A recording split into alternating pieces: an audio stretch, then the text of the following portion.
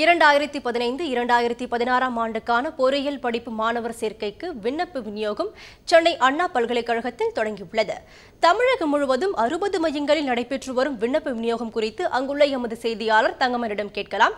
தங்கமணி, சொல்லுங்க, பொறியியல் கலந்தாய்வு விண்ணப்பங்கள் விநியோகம் பற்றி சொல்லுங்க. பொறியியல் விண்ணப்பங்களை பெறுவதில் மாணவர்களிடையே ஆர்வம் எந்த அளவில் இருக்கு, அதை பத்தி சொல்லுங்க. அதாவது பொறியியல் படிப்புக்கான கலந்தாய்வை அண்ணா பல்கலைக்கழகம் ஆண்டுதோறும் நடத்துகிறது. தனியார் மற்றும் அரசு பொறியியல் கல்லூரிகளில் உள்ள அரசு ஒதுக்கீட்டு இடங்களை நிரப்புவதற்காகத்தான் இந்த கலந்தாய்வு நடத்தப்படுகிறது.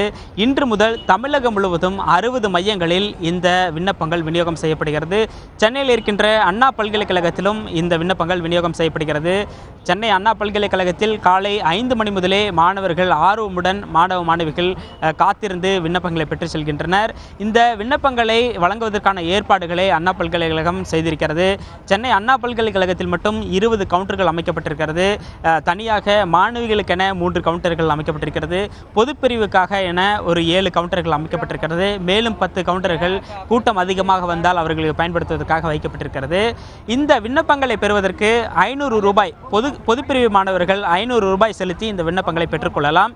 அதேபோல SC ST மாணவர்கள் 250 ரூபாய்க்கு அவர்களது ஜாதி சான்றிதழ் நகலை காண்பித்து 250 ரூபாய்க்கு இந்த விண்ணப்பங்களை பெற்றுக்கொள்ளலாம். அதற்கான வசதிகள் செய்யப்பட்டிருக்கின்றன. மாணவர்கள் ஆர்வமுடன் தற்போது வாங்கிக் கொண்டிருக்கின்றனர். சில மாணவிகள் பொறியியல் படிப்பில் தற்போது அதிகமான வாய்ப்புகள் இருப்பதால் பொறியியல் படிப்பில் சேர்வ ஆர்வம் காட்டியிருப்பதாக தெரிவிக்கின்றனர்.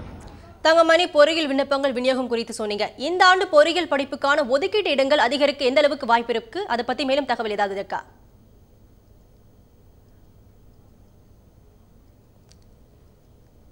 தங்கமணி, இணைப்பில் இருக்கீங்களா?